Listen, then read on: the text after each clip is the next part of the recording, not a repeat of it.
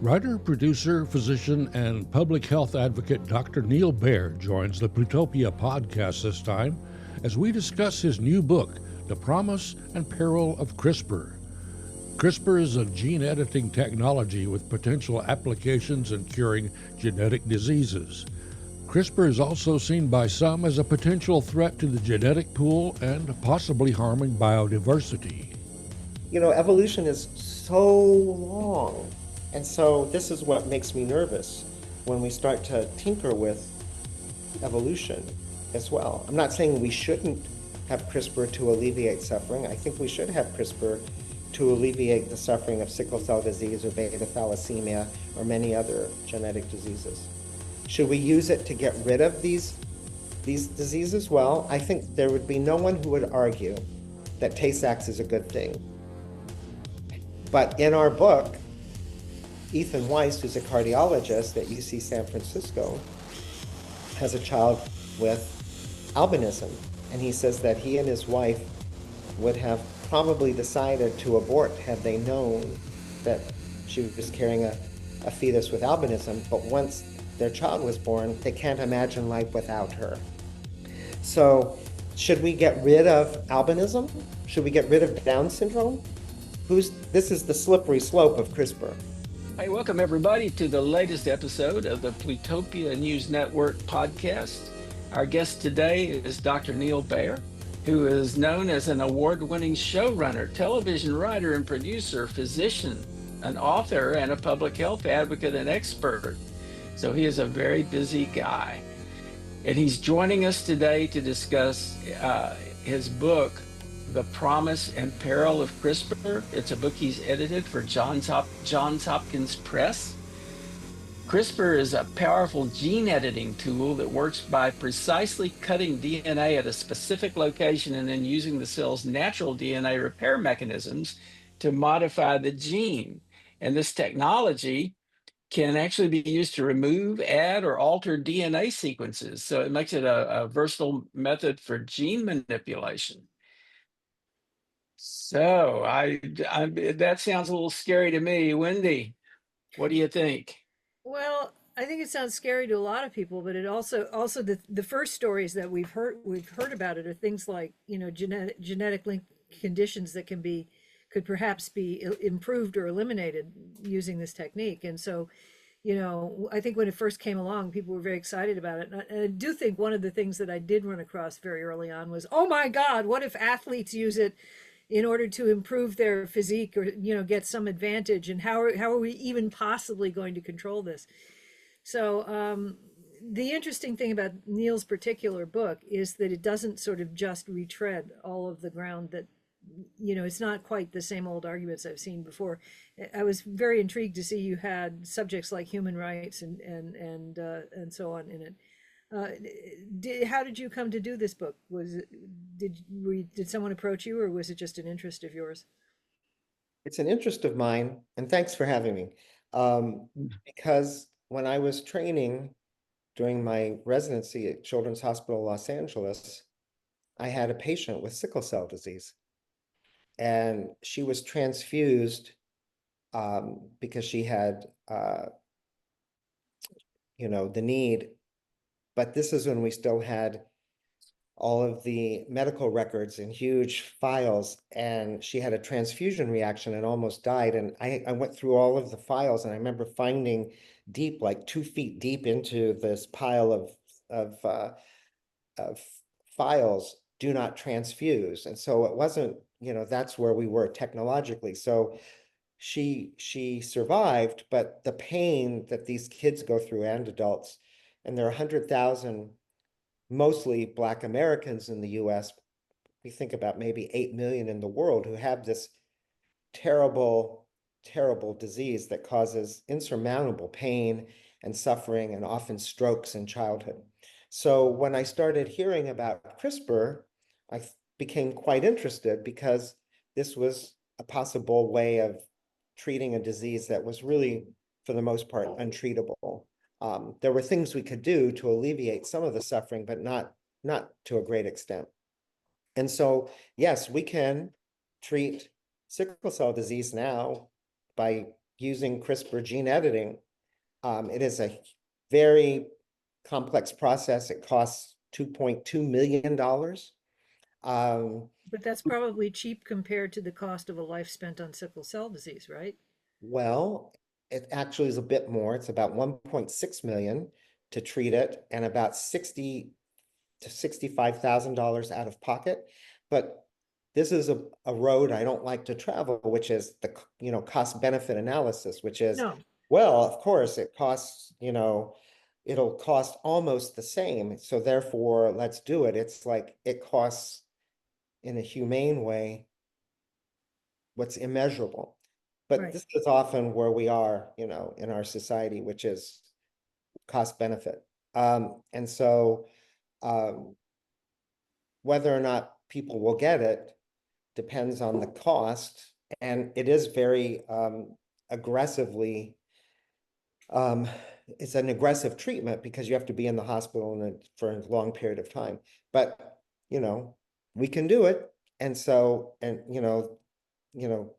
how and, who gets it will be the question. So There that's is how one. I got started because it was personal.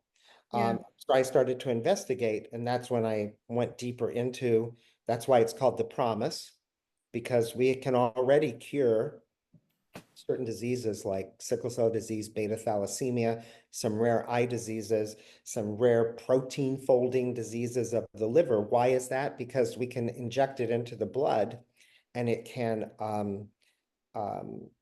therefore be a direct delivery versus, say, cystic fibrosis or Duchenne's muscular dystrophy, where it's hard to deliver the little CRISPR to, which is like scissors and paste. It cuts out the bad, quote, mutated gene and glues in the good gene. It's hard to do that for lungs or for muscle, but not so much for blood.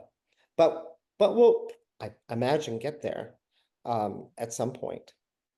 So that's called somatic editing, where we edit someone's DNA to cure them, let's say, versus germline editing. And that's where we would edit an embryo, and therefore that gene edited mutation would be passed on when that embryo becomes a human being. So this is where there's a lot of controversy, because you could start to change human evolution pretty quickly by doing some manipulations. And Dr. He in China did this some years ago with an embryo that split into twins. He mutated the receptor for HIV. And that's a complex story of why he did it and who pushed him to do it. That's all in my book. But the point is that there was a lot of outrage.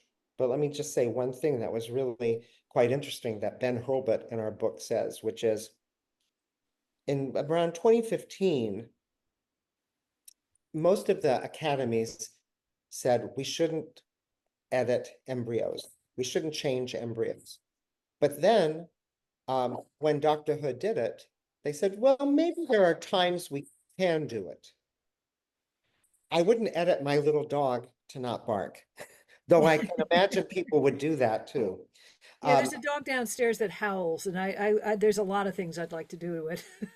So the point is that the science pushes the ethics rather than the ethics pushing the science. And so now these academies are saying, well, maybe there are some times where we should edit an embryo. And then they give this one example, which is pretty interesting, which is if two parents who are deaf, and it's not unusual for two partners to be deaf, if they have certain kind of mutation, then they would have a deaf child, and there's no way around it. And so these scientists and geneticists are saying, maybe it's okay then to do germline editing to give these parents a hearing child, if we can do that. And I think that's really interesting because Are you it's going to talk about justified. deaf culture? Well, we have a wonderful piece in our book by Carol Padden, who's a dean at UC San Diego, University of California, San Diego. She's deaf, and she argues that She does not have a pathology. She does Mhm. not need to be fixed. She has human variation. Some people who are deaf may want to hear. Some people who are deaf may not want to hear. And none of this should be imposed, Dr. Padden says, on all deaf people. But I think it's interesting that the proponents for gene editing use this one example. And why is this example so important? It's because most genetic diseases that we've identified, like say cystic fibrosis, Tay-Sachs, we can do in vitro. If both parents are carriers, we can either do an amnio and tell the mother that the fetus she's carrying will be if it's born, will be a baby with Tay-Sachs. She most likely would want to abort because that baby will die no matter what, a horrible death. But if we do IVF, we can screen, it's called PGD, pre-implantation genetic diagnosis. We can screen out and only implant embryos that don't carry disease. And we can do that now. So we don't need CRISPR for that. We could do that with sickle cell disease, but it's expensive. And so, you look at the cost of that, a lot of people, maybe Black Americans, couldn't afford IVF, so they're going to end up with a child with sickle cell disease. So the point is that for most genetic diseases that we know of, and there are many we don't know yet, or we haven't given a label, we can't do IVF for, but for a lot of things we can, so we don't need CRISPR. Um, I remember learning in school about sickle cell anemia. I had no idea how painful it was until I saw an episode of The Pit recently, which is your one of, Yeah. which probably you probably have seen since you have this background in. Well, it's all ER folks who are doing Yeah, it. I yeah. definitely know them. I haven't. And but the thing I do remember being taught was that sickle cell anemia, think it confers some immunity to malaria. Is it that it helps protect against in some areas of the world? Yes, yes. So you It might helps not want to protect eliminate against. it some places. It helps protect against malaria. Yeah. I I mean, thought this is the beauty of evolution. We don't just have these things because they just are bad. They come about because we're doing these things. They come about because they confer evolutionarily they because of they confer pressure, because of yeah, the environmental pressure. But sadly, if you're one out of four chances, if your parents are carriers, then you're going to have a disease that's going to be really bad, right. and you're going to die young in past times to protect the many. I'm surprised they keep picking this example of this deaf parents thing because it is controversial because a lot of deaf people do object Yeah, to but having some don't, and so that's why they say, but what about the parents who are deaf, who do want to have a child who is or, hearing? So or what why about should autism you know, we don't Robert even F. Kennedy's know? favorite We don't disease. know. We don't know the causes of autism. No. There is no one gene for autism. There is no one gene. We have ideas through science, through the investigatory ways we do science, as opposed to RFK Jr., whose, idea is whatever pops into his feeble brain. So, that's not, it's vaccines, it's this, it's nutrition. We know it's not vaccines, Mhm. but we think it could be a contribution from a father who's older. It could be from toxic environmental exposures. It could be because we've changed the diagnostic criteria. People don't want complexity. They want definitive answers from science. Injections, vaccines cause autism. Well, that's not how the world works. It would No. be lovely if it did, but that's not how it works. And um, I think the complexities are what's difficult for people, and so magic thinking arrives. Interesting thing I read a piece about a gene that was just discovered in some people that allows them to sleep less. So you can imagine, so there's been a lot of discussion that maybe Russia and China are developing CRISPR to be used on soldiers to make them feel less pain and sleep less. And there are genes we know of that confer the ability not to feel pain. I mean, if you don't mind, how did you get from you started with medical training, did you? No, I started as a graduate student in sociology at Harvard, and then took a course in documentary filmmaking and became and then went to graduate school in filmmaking at American Film Institute and became a TV writer producer. And then for a show called China Beach, I was a writer. I And then I remember went that. back to I went to medical school, and then in my fourth year, I was sent the script of ER that Michael Crichton, speaking about CRISPR and Jurassic Park, Yeah. I got the script that Michael wrote 25 years before, and NBC was interested. So I went back to Los Angeles to work for 2 months and stayed 7 years on ER, finished medical school back and forth, flying back and forth to Boston, and then I went to Children's Hospital Los Angeles and for training. So, Why did you decide to go to medical school? well, my father's a surgeon. I have two brothers who are surgeons, and I always was interested and thought I was going to be a pediatrician. Well, that's what I did the internship in at Children's Hospital, Los Angeles, but then ER intervened. So, I think the TV writer Adam McKay also started as a doctor, and I think in one of his characters says, you know, that runs in families, oh, for even in sure. this country, yeah, where Yeah. it's less expensive to go to medical school. Yeah. Well, it's certainly expensive in the United States. Do you think that your involvement with television and thinking about characters is part of why your book on CRISPR has so many unusual things in it? You know, you don't, I see a lot of science books and very few of them have, you know, sort of discussions of human rights and ethics and you have one piece about the effect on trans people, which, you know, That's, you know, yeah. Well, I think it's also my background. So today is May 12th that we're recording this, but I came out May 13th, 2013. So a lot of the work I do in TV has been about queer people, gay people, bi people, trans people. I did the first show ever on puberty blockers years ago on SVU.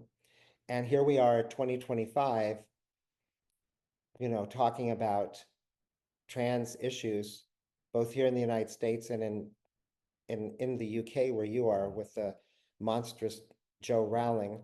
So isn't it sad that someone who's so brilliant could be such a monster and so harmful to people? And so to trans people. And what is her issue that makes her such a, you know, such a person with such vicious hate? Well, Um, what is anybody's issue about trans? I mean, Well, I think I don't understand it. it raises fear in them or something. You know, this whole issue of trans sports, there's, you know, trans women in sports. There are so few, first of all. And and I make the argument that sports are inherently unfair. If you're a young woman who's 5'10" and you're passionate about being a gymnast and you practice every day, sorry, you will never be able to compete and win because you're not built for that sport. Or if you're not built like Michael Phelps and you're 5'4" and a young guy who wants to swim, you can swim 10 hours a day. You're never going to be able to compete. Sports always have relied on the genetic roll of the dice. They have never been fair. And so this whole emphasis on this is a smokescreen for I guess whatever one's own fears are about oneself or one's proclivities. it is hard to imagine, why people get so incensed. But then people, I guess, maybe need, or at least some people need the, to focus on the other, somebody that scares them, somebody that's not like maybe who they feel they are. And so that's why I think, this issue about, that's why I put this in to answer Wendy's question. I asked Florence Ashley, there are very few trans bioethicists, she and Susan Stryker, and Florence wrote a piece that I think is really provocative and thoughtful and interesting about, could CRISPR, could we identify some genes or something that are more in trans people? And if we did, would we change those? And then on the other side, that's the peril. The promise is, hey, she says, I'd like to have, not have to take hormones exogenously. I wish I could be CRISPR'd so that I don't have to do it. And that's really interesting. So, so I think these things scare people because, people are mutable, and some people feel they want to be they want to be changed. And I think it's also, hard if you're not trans, it's hard to imagine what it feels like to be in the wrong body. I don't know what it feels like. I only know what it feels like to be a cisgendered, gay, Jewish raised male. And so I don't like to use the word empathy because I think it's overused. Like I can try to walk in someone else's shoes. Like I'm a writer and I try to tell stories about all sorts of people, and I try to work with, or I do work with, a diverse group of people always in the shows I do, because I don't know what it's like to be, Black or a lesbian, or, and so instead of using the word empathy, I use the word compassion. And I say, I want to have compassion through the storytelling for someone's journey, and I want to accompany them. But I can never know what it's like to be anybody really but myself, except through stories. That's the closest I can get. And that's why I love being a storyteller.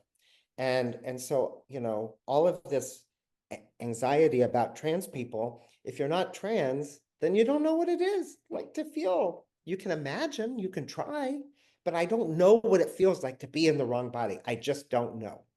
And Yeah, so how can I then say it's wrong? but gender dysphoria is not well understood anyway. I mean, nobody knows exactly why people feel uncomfortable, They in do. their bodies, but they They tell do. us they Yeah. do. And you shouldn't try to make their decisions for them. Right. I agree. So that's how we got off on this little socio-political journey in our conversation. So we can go back to CRISPR. So, but I am worried about, as I was saying, making soldiers who are able to stay awake longer or not feel pain. We do know where the gene is because we know about children who don't feel pain. And they often have terrible bone breaks and all kinds of things that happen because they don't stop. They don't like stop from being burned or falling or jumping or doing things most people wouldn't do because they don't feel pain. Can you imagine if we CRISPR'd people for that to make soldiers? So that's the peril part. I mean, there's a number of peril issues, of course, besides that. There's also the peril of bioterrorism and allowing people to have access to different DNA sequences to make things that are more transmissible. Viruses that are more transmissible would be something that we don't want, and yet we don't have good oversight. Have you heard a politician ever talk about CRISPR? They talk about climate change, which I'm glad they do. They talk about nuclear energy. They talk about um, things that, They talk about IVF. yes, Yeah. but they don't talk about CRISPR. No.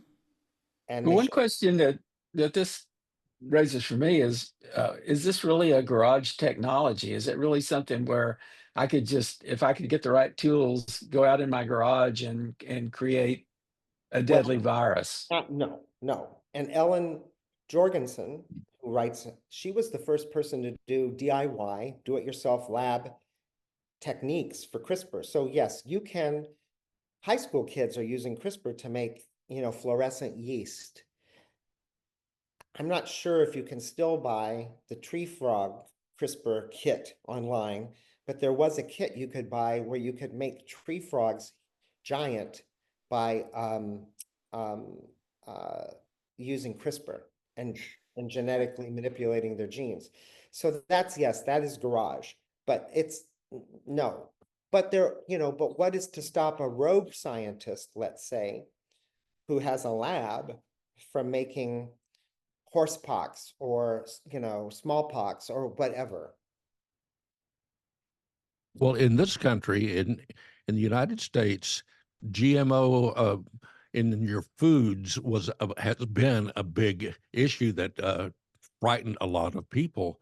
Yes. And I just read that a British company, Genus, had used CRISPR on pigs to Oh yeah.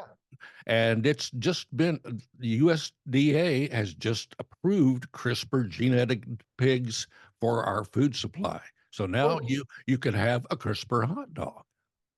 well, beyond that, we do have a piece, and Wendy brought this up. Thank you earlier, of the eclectic nature of my book, because there's so many elements that need to be thought about, and one is about animals. So we do have a piece by Marcus Schultz-Bergen about animals. And so should we make, he posits, headless chickens that are just football chickens that have meat? You know, should we do what you just asked, make animals, for us that are even more meaty or whatever? What about transhumanism, where we put human genes into animals now for kidney transplantation, where we're doing that with pigs? What if we make animals more sentient? I mean, my dog, who's sitting on my lap, certainly knows my moods and knows how to manipulate me. And I know he has feelings, but, should we be doing these things? Evolution did things. We've domesticated animals for millennia.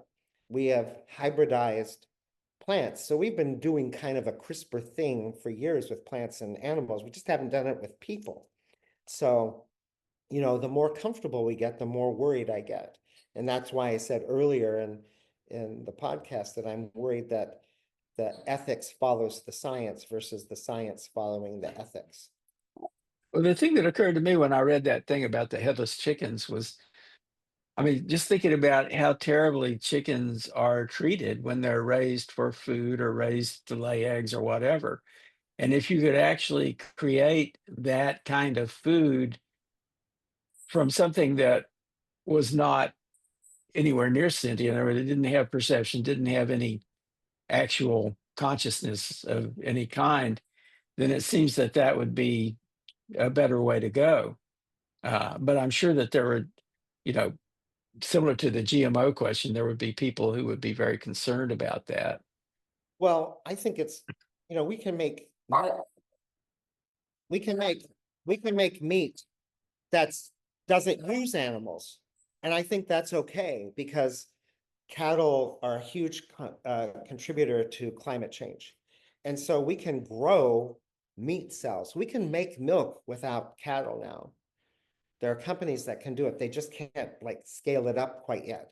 But can you imagine, the cattle industry is not pleased by this, even though they're contributing mightily to the damage of the atmosphere. So I don't think it's a bad thing to make meat or milk without the animals, but I do think it's not a great thing to let animals suffer and, just grow animals for our own benefit that, could suffer. So that's what worries me. Uh, and these are things that we just don't talk enough about. I asked friends of mine who are vegan, would you eat meat if an animal wasn't hurt? And they're like, I don't know. About half say yes, half saying I still couldn't do it. So it's kind of interesting, It's like, I don't know the answer to these questions, but I do know that we have to ask them. And that's what concerns me, though I'm not so sure that I'd want our politicians to be talking about CRISPR at this Yeah. point. But I do want to talk about, if it's okay with you, let's talk for a minute about politicians and CRISPR.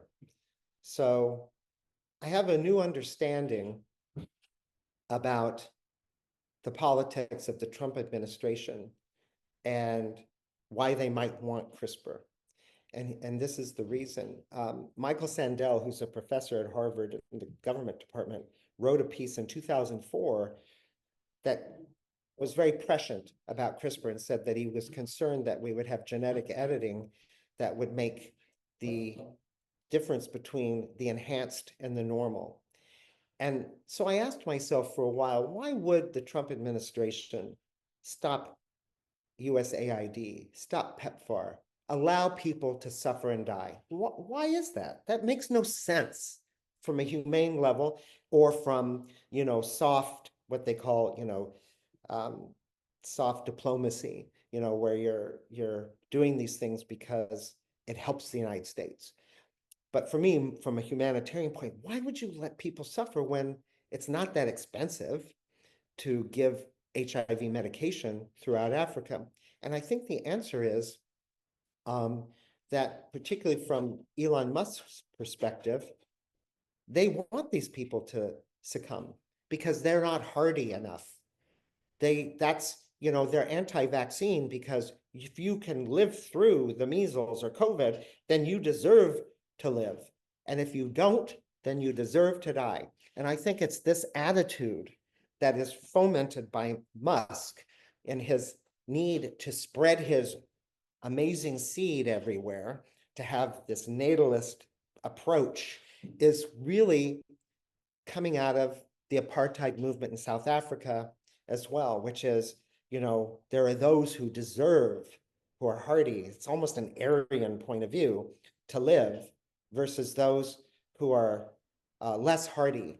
Of course, those who live in places that are exposed to climate change or to terrible viruses and bacteria, it's not, oftentimes it's the luck again of your genes that you live or die. It's not because you're chosen by God or you're special. So I think that this has gotten into the Trump administration. It's really bad.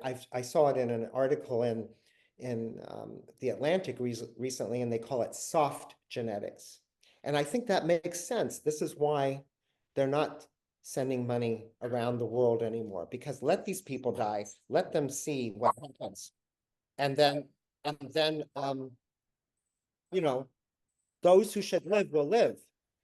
And I think CRISPR, but then I think on the other hand, because there's always contradictions in their thinking, they wouldn't stop for a moment to buy CRISPR if it could enhance their kids too. So you get these complex situations that are happening now. This is making me think about Gattaca. Yes. You remember that film, Gattaca? I mean, Yeah.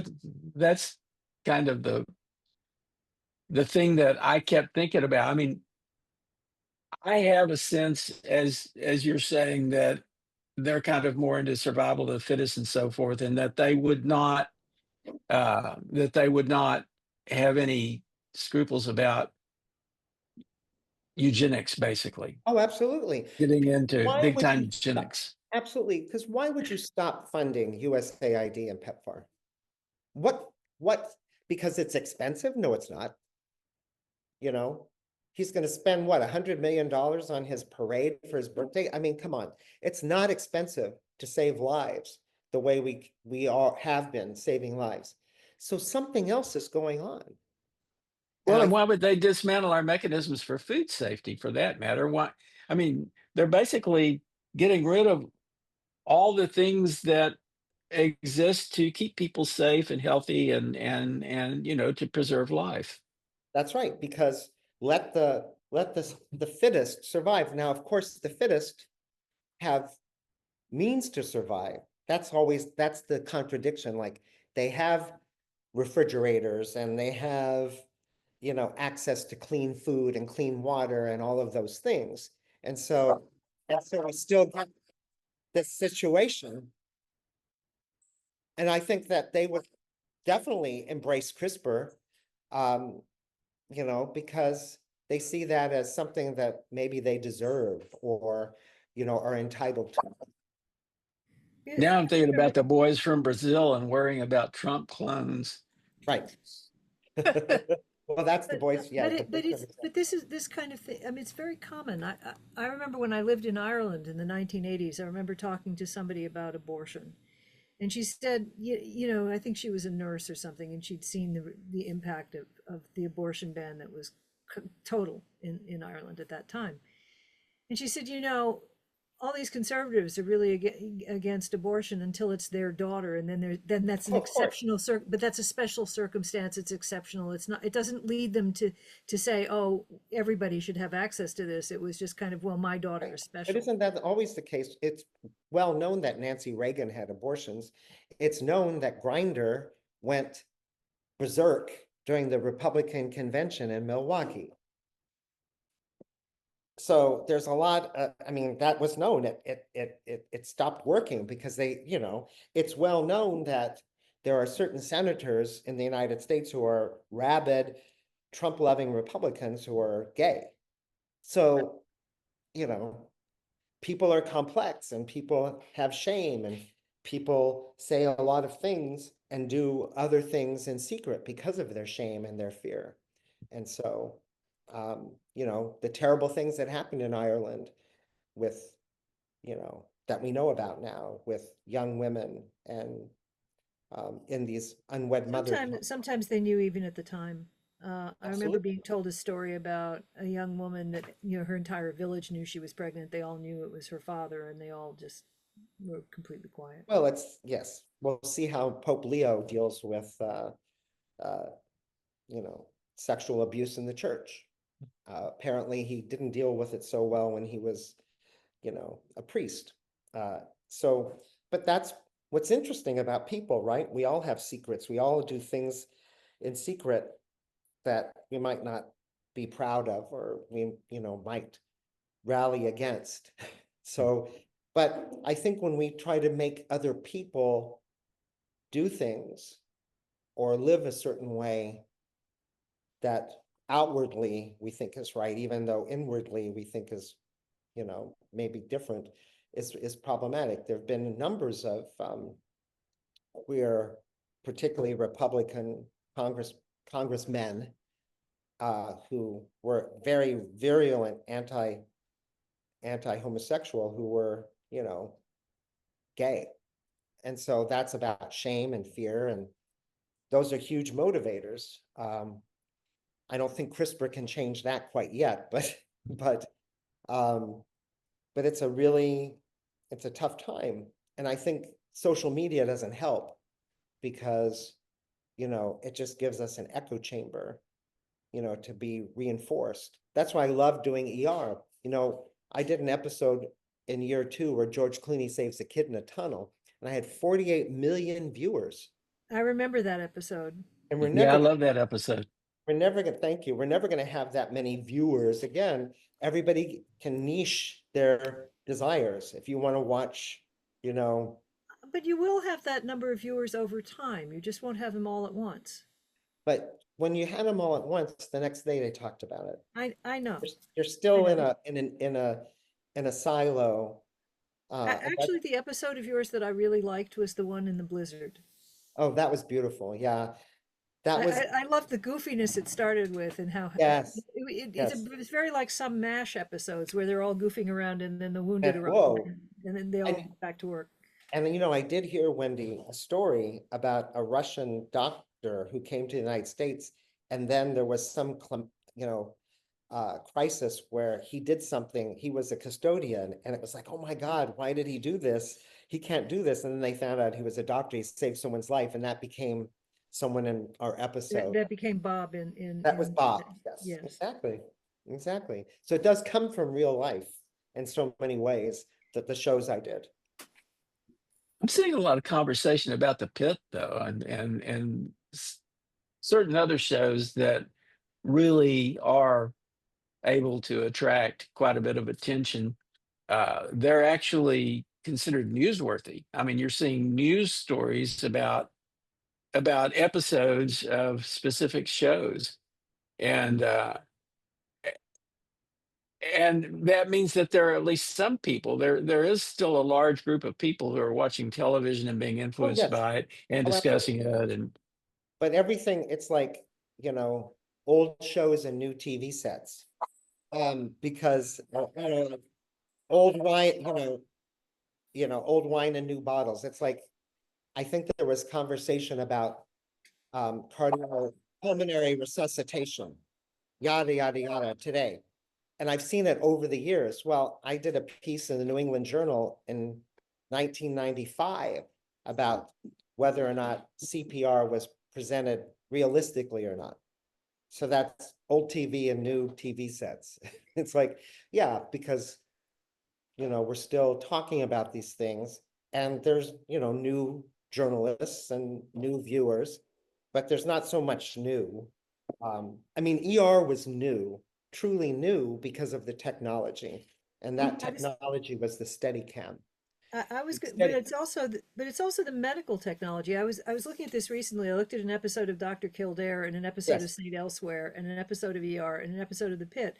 And the biggest change in medical technology, it seems to me, was between Saint Elsewhere and an ER. ER. And the reason is, there's one reason. I'm the first doctor writer in TV. No, that's true. There were no I believe doctors. you, but there There was were also no, there, a lot more machinery Well, in there were no doctors. There were no doctor writers in medical shows. The shows were written always about the patient for the most part, and the doctor saving their life. And then the doctors would come in and sprinkle the medicine on top. ER was the first medical series that had doctors in the writing room, and people would say, "Oh, you were a consultant." No, I was not a consultant. I was a writer on the show. I came up with the medical stories, and we were the first show to have doctors on the set make it look real. So they taught Noah Wiley and Eric LaSalle how to sew using chicken parts. So that made it look real. So it was the first show to use doctors both on the set and in the writer's room. And that changed everything. There are no medical series since ER that have no doctor writers. Grey's Anatomy had doctors. House had doctors from the very beginning. New Amsterdam, they all have doctors on the show. The Resident, good medical series and not so good, all have doctors. Just like David Kelly was really the first lawyer writer when he did LA Law, and now there are no legal shows without lawyers writing, because and it really showed on The Good Wife. It was such a good show because of the way it talked about law. and the writer and the audience wants that verisimilitude. Mm. And so now The Pit, so I'm told, is gorier because it's on HBO, and Pulse is on Netflix, and so you see more blood and guts and stuff, but it's still the same kind of medical series. well, it looks pretty real. Yeah, but But that raises ER looked real. I mean, Well, that's the question for me. How hard is it to be medically accurate and at the same time serve the story? it's not hard at all, and that's why we have Hollywood Health and Society that came about. Because I was always calling the CDC for material, and I was calling professors at Harvard. And I worked with them at the very beginning. Norman Lear gave money to USC, University of Southern California, and they're very much involved still. It's called Hollywood Health and Society. And they provide accurate information to any writer in Hollywood on any medical issue.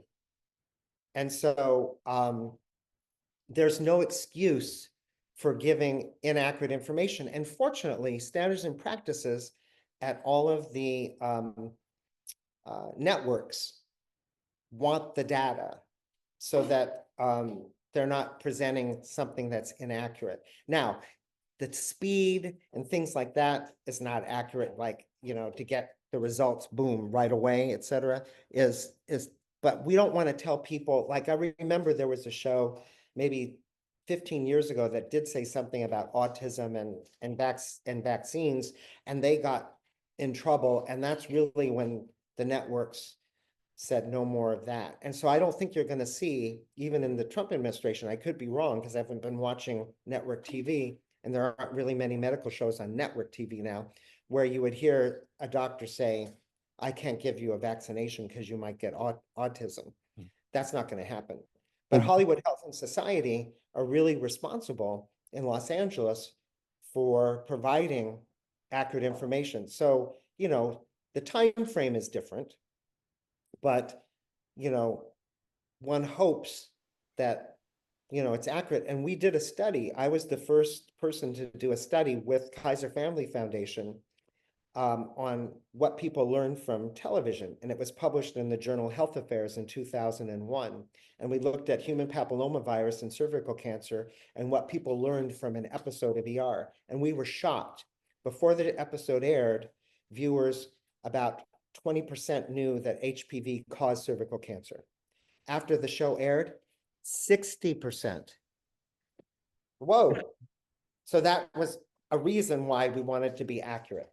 Well, back to CRISPR, I was just reading this week that the patent rights of CRISPR are being disputed once again. University of California and the University of Vienna have reactivated that whole dispute. How did this come about, and do you think this could possibly impair, developments in CRISPR? Well, it depends what the courts say, but the University of California did not invent CRISPR.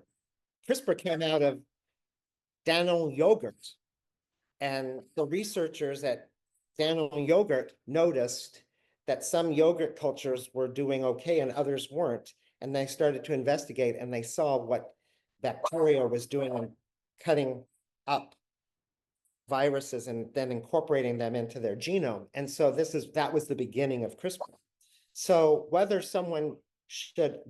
a company should own a patent that can, you might, is very complex, because, we start to question, like, can you own parts of the genome? If you're like, doing this, you might be able to own the technique. But there's so much we don't know. Let me give you an example from recently that I talked about in a talk I gave. There's a gene called PCSK9, and PCSK9 controls LDL cholesterol. And we know that from great scientific research. So there's a company that can knock out a letter in the DNA that can suppress PCSK9, and it's been very effective in trials for reducing LDL in people where they haven't responded well to statins, cholesterol drugs that reduce cholesterol. And so, and in their research, they haven't seen any impact in the 4-hour infusion, giving this CRISPR drug that then deletes and changes the letter and puts in a different one. But the question is, if you look at some really interesting AI platforms, they look at, the genetic evolution of a gene. And PCSK9 has been around for a couple billion years. And it doesn't just control LDL. It controls or contributes to many different things. Our bodies are so complex. So yes, we could knock out this gene and make it so that LDL is reduced and these people have a much lower risk of heart disease. But this gene does many other things. It's part of a cascade of genes. And I think we're rushing to make money by doing these things for good reason, for good, but also to make money, and they go hand in hand. They're going to make a lot of money if they can make this work and it's safe, quote, safe. But over a long period of time, I don't know if it's safe or not. And I know that it controls many other aspects, and I don't know enough. I'm not a geneticist to know the intricacies of the control, but I do know from looking at the research that PCSK9 has many different mechanisms, not just LDL production. So it's a cautionary, it's a caution that before we just start chopping things up, what do we want to know? We need to really be clear about that. And I don't see that happening when I saw a presentation on this gene. It was all rah, no side effects from the 4-hour infusion, and LDL reduced 69%. But I didn't hear anybody talk about the cascade of other metabolic elements related to PCSK9, and would that affect anything? We do know, to go back to Wendy much earlier, that when she asked about sickle cell disease and that people who are carriers may have some protection for malaria, and they're not like perfectly healthy in the same way as people who are not carriers. There are side effects too. They're just not talked about, but not to the extent of having sickle cell disease. But the twins who were CRISPR'd and their receptor for HIV was mutated, there's some question now that those people who did not contract HIV, who were exposed to it, that small minority who lived through the horrible pandemic,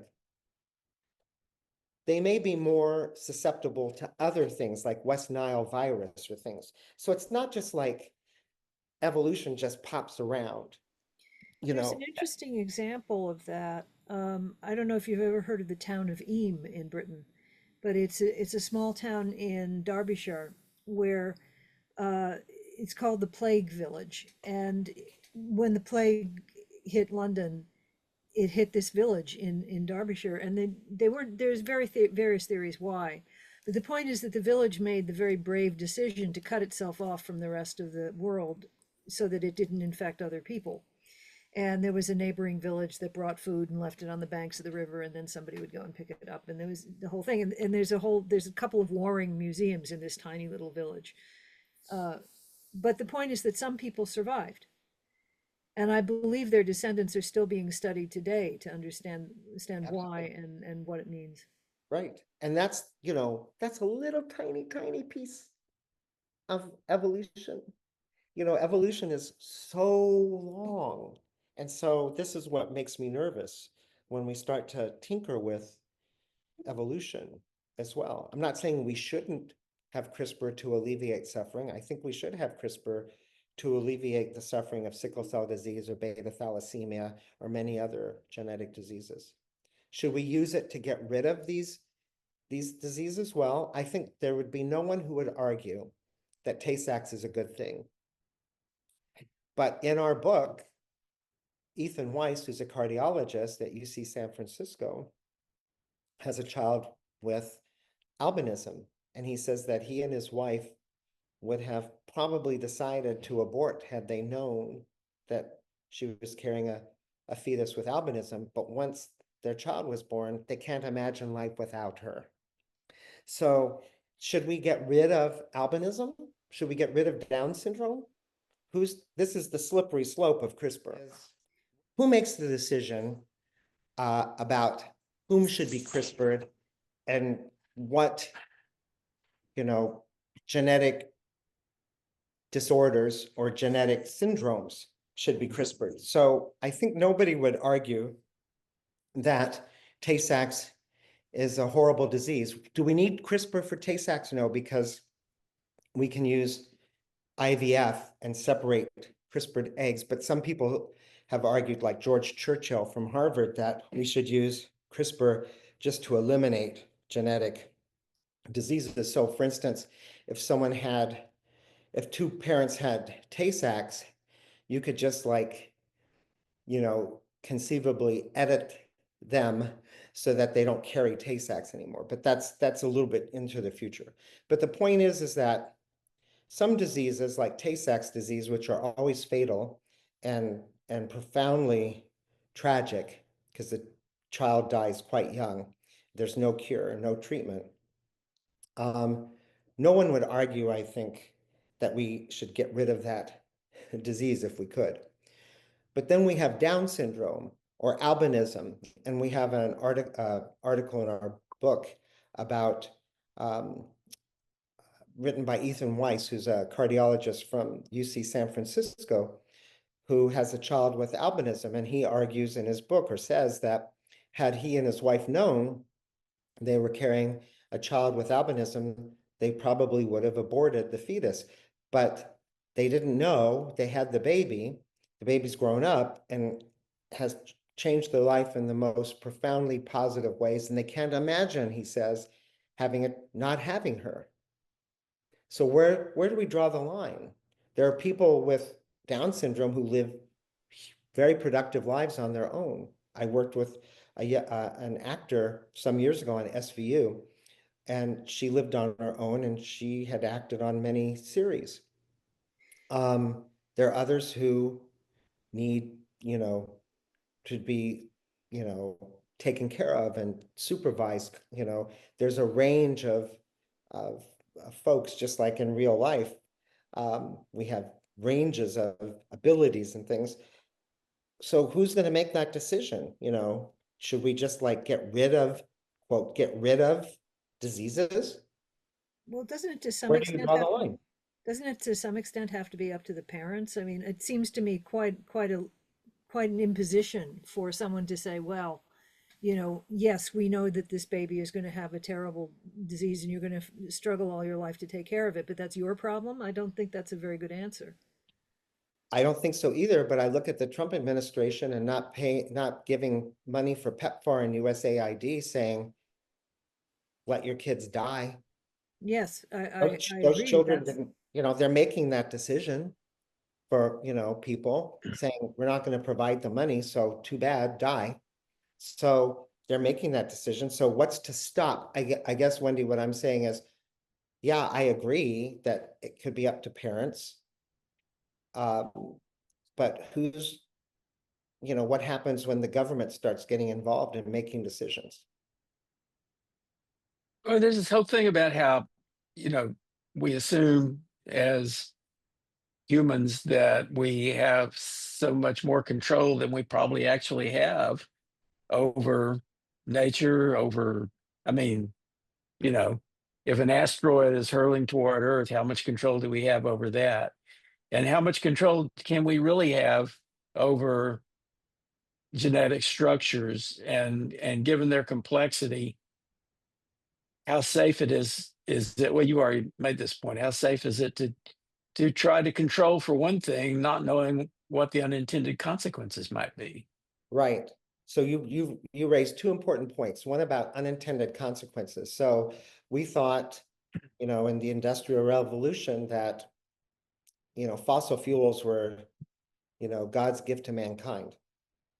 Well, they've really improved our lives in countless ways, but also we have climate change. We have real threat from burning fossil fuels. We could say the same thing about plastics. We could say the same thing about a lot of things. We call that dual use technology. Really great things come of it and possible really bad things. So that's really important to think about. We don't know what the consequences are going to be. We didn't know about nanoplastics. We didn't know, in the 18th and 19th century necessarily. I mean, we saw soot and bad things, but we didn't know, the consequences necessarily, though we did know many years ago, but the oil companies covered it up, what they did know. Now there are big lawsuits about that. The other point, John, is that, and we haven't talked, is off-target problems with CRISPR. So, CRISPR continues to be refined, but there are still sometimes off-target mutations where you mutate one part of a gene, but other things happen because genes are so complex, as I was saying earlier about the LDL gene. So we don't know for sure down the line, and we have Robert Sparrow's piece about that we just don't even know about IVF. It's so new, we don't know if there are any consequences really. Probably not so far, but it takes time and research. So there are a lot of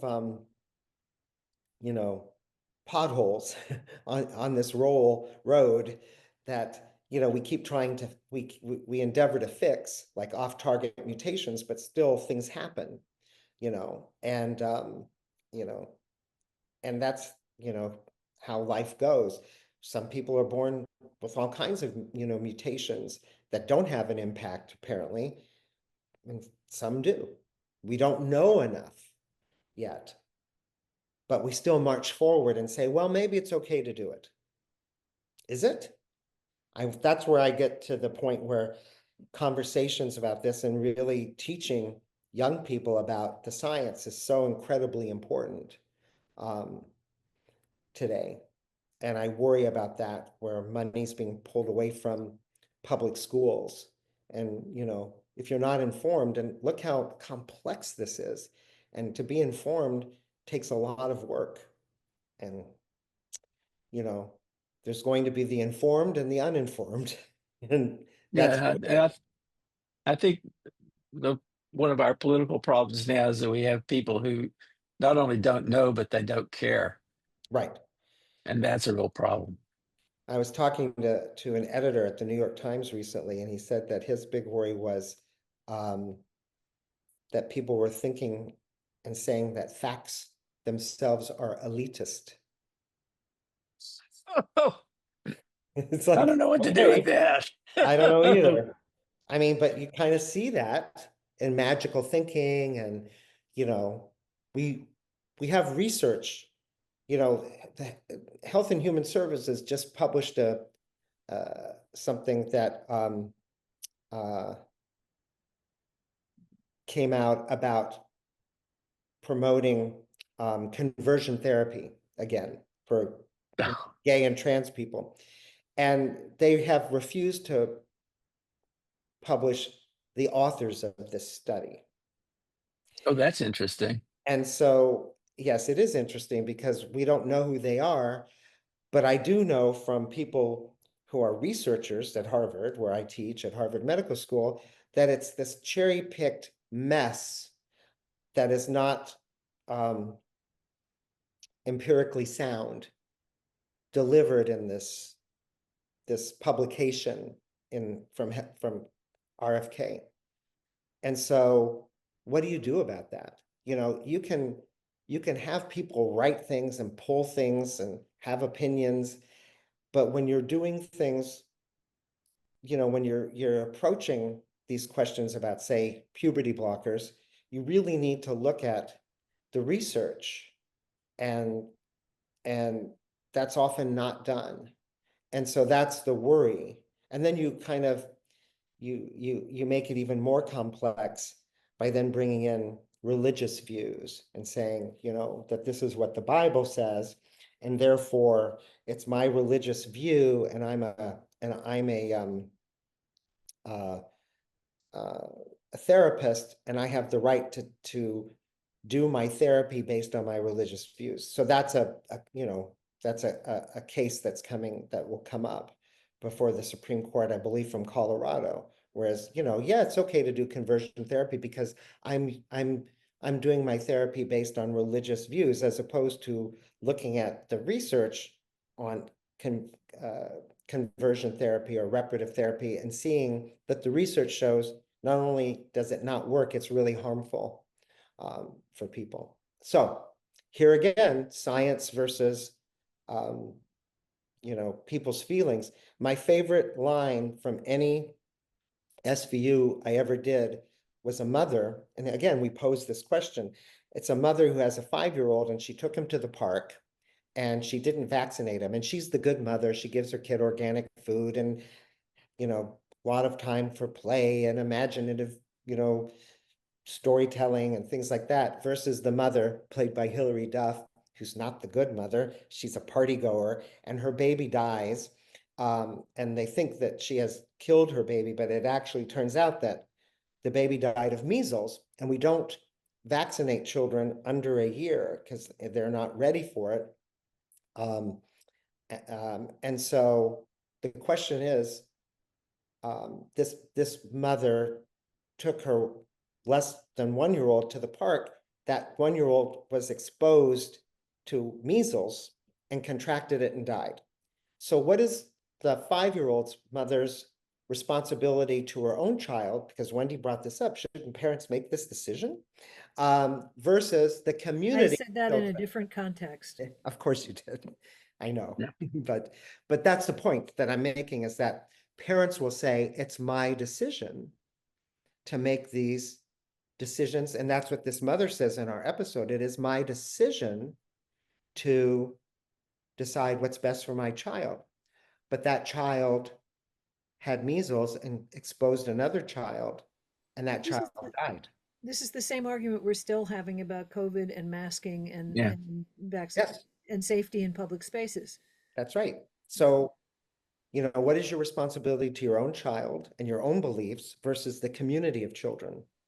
And this is really problematic because people want the so-called freedom, and yet their freedom can kill a child. And that's what we said on our show. And that was quite controversial because Stephanie March's character said, your decision killed another child.